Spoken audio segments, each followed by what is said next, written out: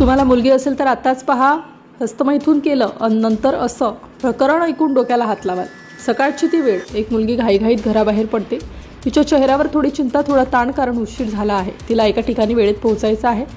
आजचा दिवस तिच्यासाठी महत्त्वाचा आहे। रस्त्यावर उभी राहून ती मोबाईल काढते, एक वाहन बुक करते। काही क्षणात कॉल येतो, समोरचा आवाज शांत, नम्र, खात्री देणारा, मी येतोय, बुकिंग रद्द करू नका, एवढंच तो म्हणतो। ती थोडी रिलॅक्स होते, वाटतं ठीक आहे, वेळेत पोहोचेन। काही मिनिटात गाडी तिच्या समोर थांबते। ती पटकन दरवाजा उघडते आणि आत बसते। मागच्या सीटवर सर्व काही अगदी सामान्य वाटतं। गाडी सुरू होते, सुरुवातीला सगळं व्यवस्थित। चालक अगदी साध्या गोष्टी विचारतो, कुठे जायचं, किती वेळ लागेल, सर्व काही नॉर्मल। पण काही मिनिटांनंतर वातावरण बदलायला लागतं। हळूहळू चालक वारंवार आरशातून तिच्याकडे पाहायला लागतो। ती दुर्लक्ष करते, स्वतःला समजावते, काही नाही, फक्त माझा गैरसमज असेल। पण मन मात्र शांत होत नाही। गाडी पुढे जात राहते आणि प्रश्न सुरू होतात, तू कुठून आहेस, इथे एकटी राहतेस का? आवाजात आता वेगळी छटा जाणवते। ती थोडक्यात उत्तर देते, संभाषण टाळण्याचा प्रयत्न करते, पण समोरचा थांबत नाही। रस्त्यात थोडे ओस पडलेले, आसपास फारशी गर्दी नाही। तिच्या मनात अस्वस्थता वाढते। ती मोबाईल बघते, कुणाला फोन करावा का, पण अजून काही घडलं नाही म्हणून ती थांबते। पण पुढच्या क्षणात जे घडतं ते तिच्या कल्पनेपलीकडचं असतं।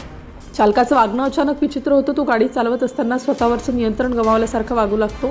ती थरथर कापते। तिला कळत नाही काय करावं, ओरडावं का, उडी मारावी का, की शांत बसावं। गाडीचा वेग वाढतो आणि तिच्या मनात भीतीचा वेग त्याहून जास्त। ती जोरात म्हणते, गाडी थांबवा, पण समोरून काहीच प्रतिसाद नाही। आता ती घाबरलेली नाही, तर घाबरून थिजलेली आहे। आवाज दाबला जातोय, श्वास अडकतोय। त्या क्षणी तिला वाटतं आज काहीतरी भयंकर होणार आहे। काही सेकंद, पण ते सेकंद तासांसारखे वाटतात। शेवटी अचानक गाडी थोडी स्लो होते, एका ठिकाणी थांबते।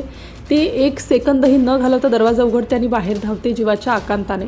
रस्त्यावर पोहोचल्यावर ती मागे वळून पाहत नाही, फक्त धावत राहते, सुरक्षित ठिकाण शोधत। थोड्या वेळाने ती थांबते, श्वास सावरते आणि मग फोन काढते। तिच्या आवाजात अजूनही भीती आहे, पण आता निर्धारही आहे। ती जे घडलं ते सांगते आणि मग पुढचं पाऊल उचलते। या सगळ्या घटनेनंतर एक गोष्ट स्पष्ट होते की फक्त एका मुलीची गोष्ट नाही, हा प्रत्येक घराचा प्रश्न आहे।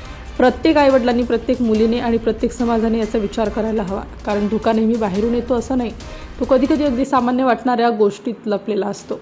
आणि त्या दिवशी त्या गाडीत त्या मुलीसमोर जे घडलं ते म्हणजे एका चालकाने तिच्या समोर हस्तमैथून करत तिची मानसिक छळवणूक केली।